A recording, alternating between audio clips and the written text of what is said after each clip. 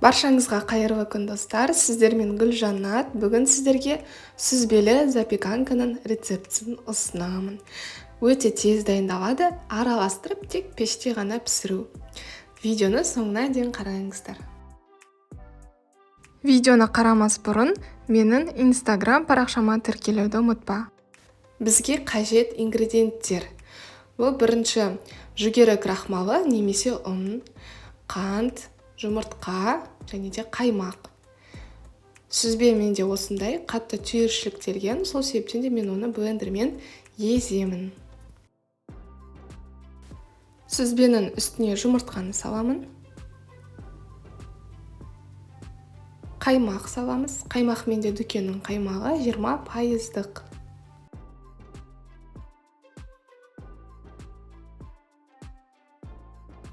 Қант саламыз. Қантты дәміне қарай аз қылып салуға да болады. Енді бұның барлығын блендермен еземіз.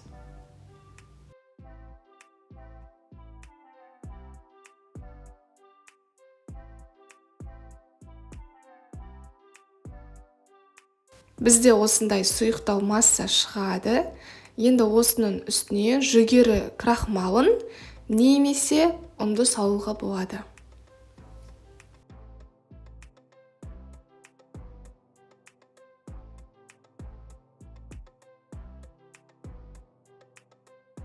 Жақсылап венчикпен араластырдық. Менде форма, кекстің формасы, басқа да әртүрлі формаларға салуға болады.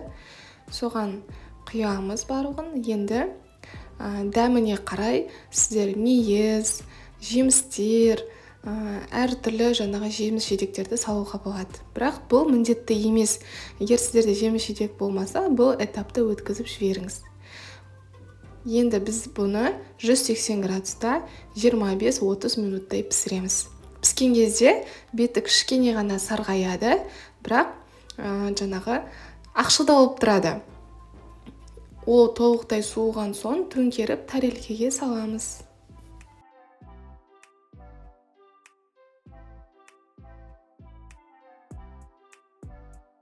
Сүзбелі запеканканың дәмі сырникиға ұқсайды. Дәмі өте дәмді. Таңғы асқа жасасаңыздар да өте керемет. Шаймен ішсеңіздер де өте дәмді.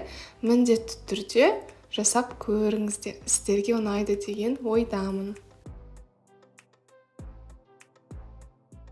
Мұндай запеканканы қалауыңызша дөңгелек формада да жасай аласыздар. Ол үшін 18 сантиметр болатын жаңағы форма қажет. Астарыңыз дәмді болсын. Барлығыңызға сәттілік. Достар, менің каналыма тіркелген соң, мына жерде қоңыраушаның суреті бар, колокольчик, соны басып, все дегенді таңдаңыздар. Сол кезде мен әрбір салған рецепттерімді жіберіп алмайсыздар. Және де жоғарыда плейлист деген бөлім бар. Егер соны бассаңыздар, бұл жерде ыстық тағамдар, тәтті тағамдар, таңғы ас, екінші тағамдар, салаттар, сорпа барлығы тақырыпшаларға бөлініп жасалған. Міндетті түрде егер қандай да бір рецепті іздейтін болсаңыз, осы плейлисттен оп-оңай таба аласыз. Барлығыңызға сәттілік тілеймін.